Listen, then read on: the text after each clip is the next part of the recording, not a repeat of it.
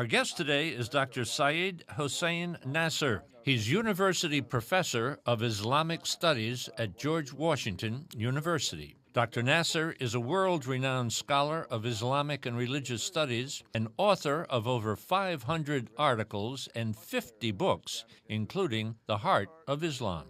Dr. Nasser, good to sit and talk with you once again. Bismillah ar-Rahman ar-Rahim, in the name of God, but as we Muslims always begin everything, it's a wonderful thing to be able to talk to you again. Thank you. Thank you so much, Doctor. I really am excited to talk to you because I think this is such an important time for us to relearn or learn about Islam. Huh? It certainly is. In a sense, one wishes that nobody even bothered with this situation, but the situation is such that almost everything that occurs, there's an Islamic element in the middle of it, and therefore there's a necessity, whether one likes it or not, to get to know more about the various facets of Islam, the very complicated situation within which it enters into various arenas, political, social, cultural, and otherwise, religious, of course. It's a very, very important time, a difficult time in world history today. Islam, the word itself has a translation, doesn't it? Yes, it means submission to God. It's, Arabic roots usually have several meanings that cluster together, fields of meaning. And SLM, from which comes the word Islam, you know, all Arabic words are made of roots of usually 3 or 4 letters, usually 3 letters, also means peace. So it really means both surrender to God and the peace that comes from it. So the surrendering is brings about the peace? Exactly. Wow. Yes. You know what that reminds me of? It reminds me of Buddhism in a way, to accept that there is imperfection and suffering in the world, and part of it is to accept the reality of what's going on. I would, of course, but also other religions, because ultimately to submit oneself to the supreme reality brings with it peace. Whether one is Christian, Jewish, is Muslim, or anything else, Buddhist, Hindu, anything. But it's expressed in different ways, but in Islam it's especially emphasized. So the is a very central reality that to have the submission is always peace. Is that what is at the heart of Islam, this idea of submission and peace? Yes, that's why the name of the religion is what it is. And moreover, in the Quran, not only Islam, as you and I talk about now, that is the religion of 1.5 billion people today, but all religions are called Islam, ultimately. All religions are called submission to God. Yeah. And Abraham and Christ are also called Muslim. They're called Muslim in the Quran. It's not only the Prophet of Islam was Muslim, or I am a Muslim, but these two very great figures of the pre-Islamic religious history of humanity are called Muslim also. And so Islam has an even more generic meaning. It means the universal submission to God. From time that God created humanity to today. Whoever submits to God is in a sense a Muslim. Is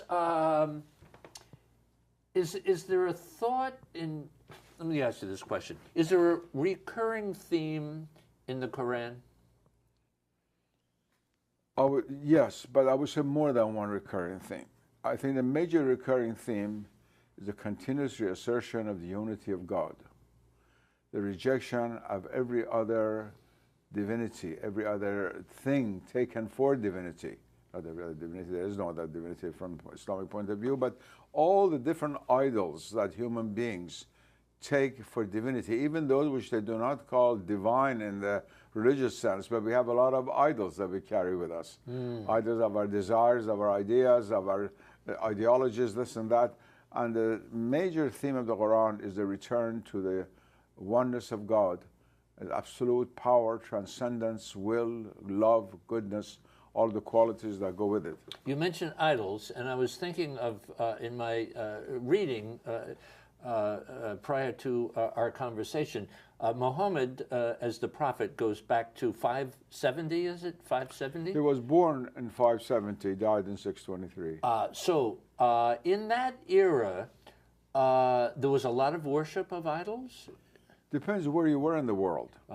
Arabia had been left outside of the grand currents of religion in the Mediterranean world, although there were some Jews and Christians in Arabia. In fact, the Quran alludes to it, the prophets' sayings allude to it, we know by external history. But by and large, Arabia itself had remained in the condition of ancient forms of idolatry. And when we talk about Arabia, just paint the picture. What are the countries we're talking about today? Arabia means the Arabian Peninsula. Okay. Today we call the Arab world those who speak Arabic. But it meant actually from today, southern Jordan and Iraq to the Persian Gulf and the Gulf of Oman, that is including these small emirates in the south, Oman, Yemen, Saudi Arabia. So in this area, in this area, why did Islam kind of catch on in that area? From a sort of theological point of view, of course, God never reveals the religion except to a place where He wants to reveal it. Why was Christ born in Bethlehem and not in Benares? You could ask this question: why was Moses not in China but in Palestine next to Mount Sinai? Why did he go to Egypt, not to Ethiopia? These are, of course, beyond the ken of human understanding for those who believe in God and His will. But if you look at it from the human point of view, this was a very untouched area of human collectivity, and in a sense, something of although there was idolatry, lack of excessive cerebralization and sophistication that had come about in the Mediterranean world and encountered with Greek philosophy and a lot of rationalism, skepticism, nihilism. You didn't have things like that in Arabia. It was sort of simple Bedouin people.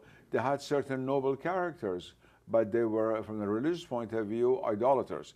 That's why in Arabic, this period is called the Age of Ignorance, Jahiliyyah. That is, they were ignorant of the nature of reality, of ultimate reality, of the one God. Although among them there were some who worshipped the one God, including the Prophet of Islam. Hold on that note for just a sec. Tell the folks at home we're talking with Dr. Syed Nasser. He is a university professor of Islamic studies at George Washington University, and I must say, I know this to be true, he is one of the foremost experts on Islam in America today and respected all over the world. So you want to listen very, very carefully. Sit tight. This is America and the World. This is America is made possible by the National Education Association, the nation's largest advocate for children and public education. Punsan Corporation, forging a higher global standard.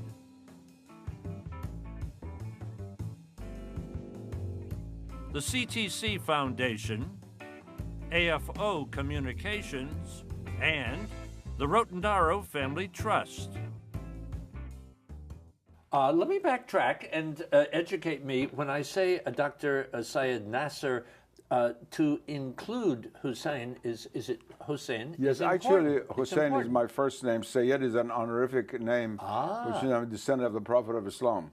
So all the members of our family, for example, are called Sayyid. So the pronunciation is Sayyid, right? In Persian, it's Sayyid in Arabic, Sayyid in Persian. But the first name is important. Yes, Hussein is my first name. Hussein. Yes. Thank you. I'll call you doctor as well. In Islam, there's no picture of God, is there? No. In this sense, Islam and Judaism have the same perspective on divinity. Thou shalt not make a graven image, one of the Ten Commandments revealed to Moses, is very much respected also in Islam. One cannot make an image of God because to make an image is to limit. You cannot have an image without limitation of lines or colors or forms or curves and so forth. And God is beyond all limitation. So in prayer in the mosque, is there a sense, or at home, wherever one is praying, a sense of a feeling or of an intellectual concept? It's all of those. First of all, it's a presence. A presence. And then a feeling, and then an intellectual concept. Sometimes a light, a warmth, elements of nature which are symbolic of spiritual realities. Let me give you an example. In the Protestantism rejected also pictures of God in in Protestant churches, especially Lutheran churches, you don't have pictures of God. Right. So when a young boy prays to God, it's not that like he has a statue of God in front of him like a Hindu boy would praying to Ganesh or something like that. So I would not like to call it abstract because it's more than abstract. It's concrete, but not in the physical world. It's a reality which God allows us to experience without visual form. So when you're in the mosque or praying, do you actually feel a God's presence? Very much so. Wow. You feel very much so. You feel standing in a sacred space before God's presence because God sees us. They have a feeling that although we do not see him because he has no form, but we have form and God sees us. So for example, the power of vision. Now, we associated vision from our point of view with the two eyes, with the form of the eyes. But God sees without having physical eyes. So the Muslim is aware of these qualities which our human form reflects, but without the human form when it comes to the divinity. How do you come by the existence of God? How do you prove that to yourself? What is the word you in your sentence? Do you mean myself or is Muslim thing? For me, ever since childhood, the reality of God was evident. It was first of all experiential. I used to experience God in my life. And although I went to MIT and Harvard and studied Western philosophy and every atheistic philosopher you can imagine, from Jean-Paul Sartre to Bertrand Russell and so forth, that certitude of God's reality never left my soul. But there are, in Islam, instruction also for those who are not certain to think, to yearn, to intellect, to use their intellect, of course, to see the signs of God's wisdom in creation, much of it like you have in the wisdom tradition of the West. For a person of vision, the sign of everything, a fly flying in the air, a mosquito, an ant walking on the ground is proof of God's existence in the deepest sense because of the wonder of creation. Everything is so wondrous. Our educational system is very successful in destroying the sense of wonder. That's a whole other program. Exactly. In the sense that I'm saying. Yes. Where, for example, in science we explain, but we explain away so it's no longer, it's a wonder, but it's still a wonder that a butterfly flies. Yes. No matter how much I talk about the aerodynamics and the wing and so forth, it doesn't exhaust that sense of wonder. Now, in our educational system, in the Islamic world, the sense of wonder was always cultivated. And so from my childhood, when I had this sense of wonder and sort of playing in the garden, I felt God's presence. The sense of wonder was not destroyed by the fact that I studied years and years of science and I got a degree in physics and mathematics and things like that later on. That always remained with me. You say about 1.5 billion followers of Islam, Muslims, right? That's right. The word? Yes. About how many in the United States? Do we know? I'm very surprised. For years and years, in the 1980s and 1990s, the figure that was given was about 6 million. And that's how the Muslims had counted it also, between 6 and 7 million. Then a new statistics came out by Pew or something like that. There's only 2.3 million Muslims in America, which I think is totally false. So I don't know on what basis they did the calculation. How about you and I settling on 5? No, I think it's the 6, 7 million. Oh, 6 definitely or 7? Correct. Okay. You see, there are, of course, it depends on how you define as Muslim. Like you say, there are 2 billion Christians. You include 50 million Christians in France, but 40% are atheists. They're included by the Catholic Church as the billion Muslim Catholics in the world. We won't get hung up on the statistics. So there are Muslims, for example, who don't practice. Yes. There are very few Muslims who have become atheists. They're extremely rare in Islam, much rarer than in Christianity and Judaism. But there are very, very few. But there are many who are lax in their practice. Now, do we call them a Muslim or not? Are we only including people who go to mosques or not, for example? So in that sense, it's nebulous. But just in the Washington area, we have several 100,000 Muslims. In the New York area, we have over 1 million Muslims. There's no doubt about it. I know that from knowledge of the mosques and leaders of Islamic communities and things like that. In the Los Angeles area, there are easily over 1.5 million. in the greater Los Angeles, Orange County and Los Angeles County, Muslims. Add these all together, very soon it's going to be much more than 2-3 million. I think it's around 6-7 million people. Perception, reality, or myth, there is a war against Islam? All three. All three are true at the same time. That is, certain people in the West are trying to carry out a war against Islamic religion. In the old days, when this was not politically important, the people who were carrying out the war were Christian missionaries. They had money from rich people in the United States. They would go to the Islamic world and they would preach against Islam. They were carrying a war against it, but not with guns. By opening up schools and hospitals and injections and trying to have people lose their faith and become Christians. What was their goal? Why did they feel that they had to do that? Well, you know, this is a character of Christianity that Christ said, go and preach unto the nations. And so many Christians felt it was part of the Christian duty. Christianity is a very missionary religion. And when it became, although it became itself weakened, but still remained a religion of a wealthy civilization, it began to missionary activity much more extensively. In the Middle Ages, when Europe was much more Christian than in the modern period, there were very few Christian missionaries. In the modern period, when France was producing Voltaire and people like that, it was supporting missionary activity in North Africa because of also political influence that the Catholics could bring to it for it in Algeria. You have all kinds of very strange things that take place. But in modern times, I'm talking about another kind of war. That is, some people feel that Islam is a threat to the West, which is absurd because it's the West that is occupied by several Islamic countries. I know of no Western country occupied and invaded by an Islamic country. If you know one, let me know. It's always the other way around, but the situation is correct. This is a fearful situation. We better put these people down before they come and take over us. So there are elements within American society, more than in Western Europe, but also in Western Europe, in some countries like England and Holland and so forth, and a few in France, who would like to carry out actually a physical war against Islam and conquer it and destroy its power. But that's not true of the whole of the West. When this film came out and there were these riots in the different countries and people being killed and things like that, clearly to insult someone else's religion is horrific unto itself, you know. But part of the deal in the United States is crazy people to get to say or do whatever they want under the heading of free speech. How can we, when all this happened, what was your reaction? I will be very frank with you. Yes.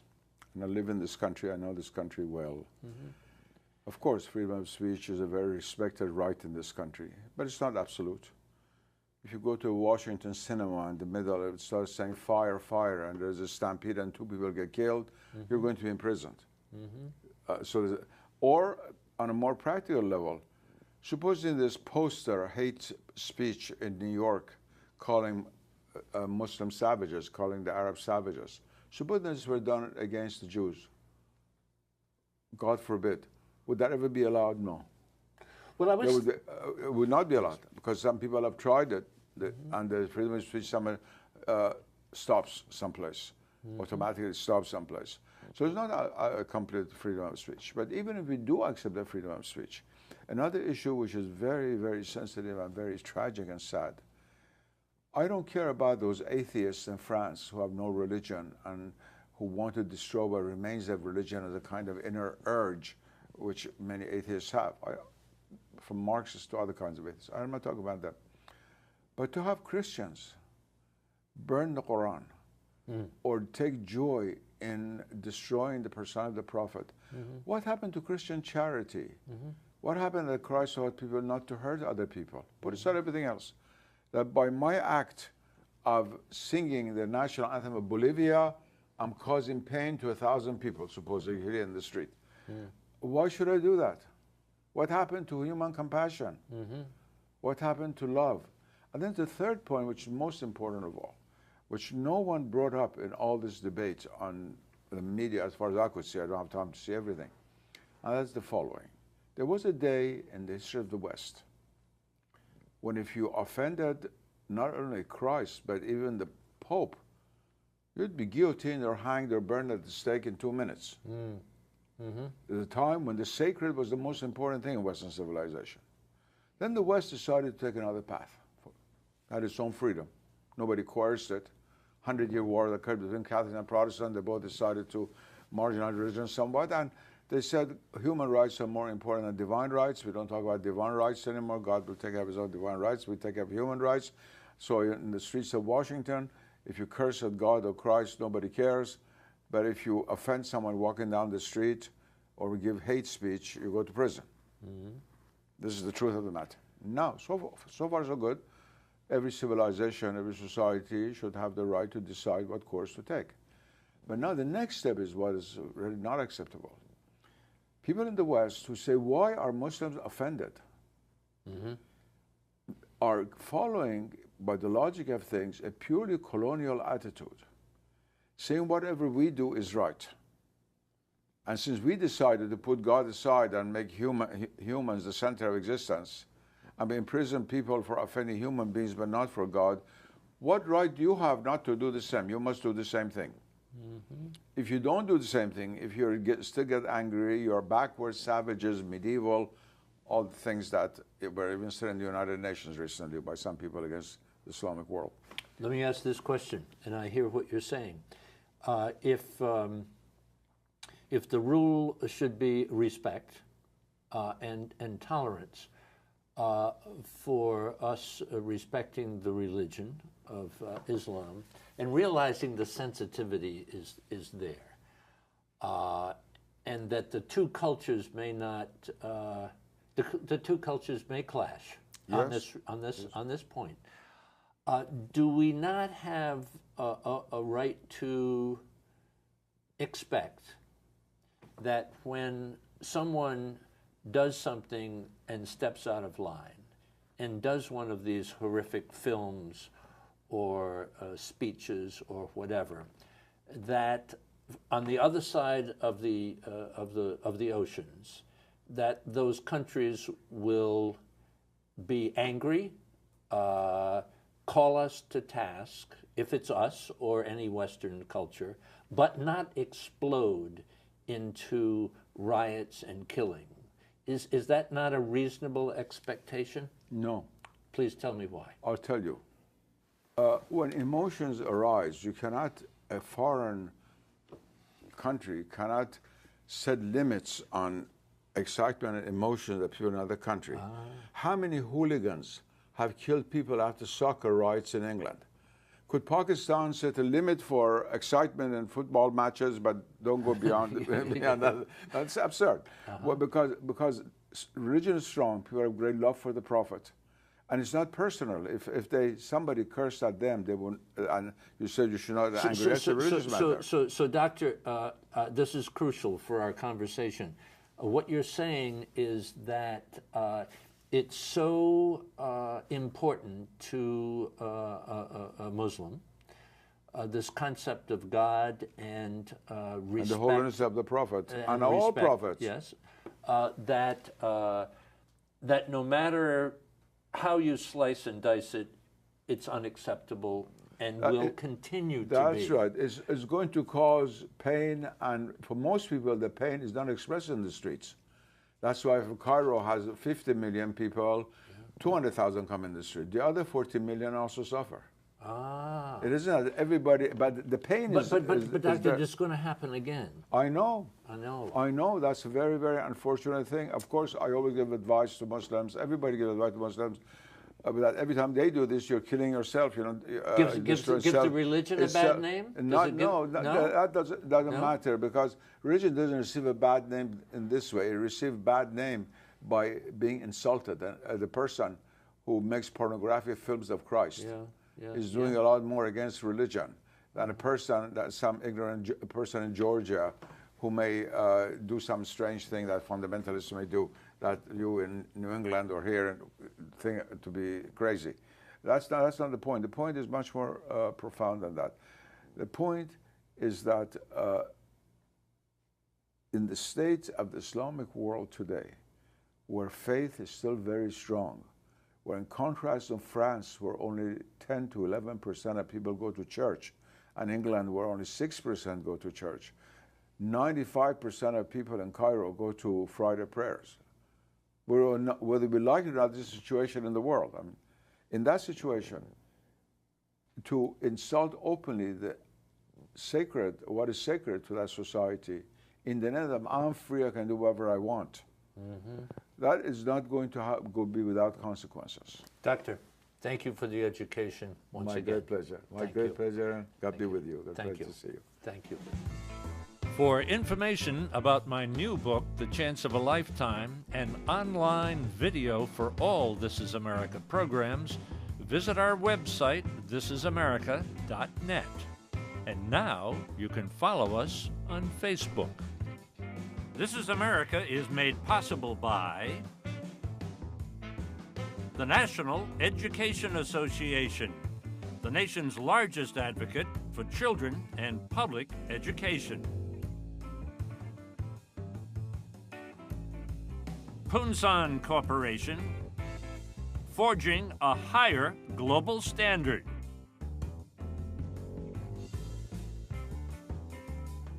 The CTC Foundation, AFO Communications, and the Rotondaro Family Trust.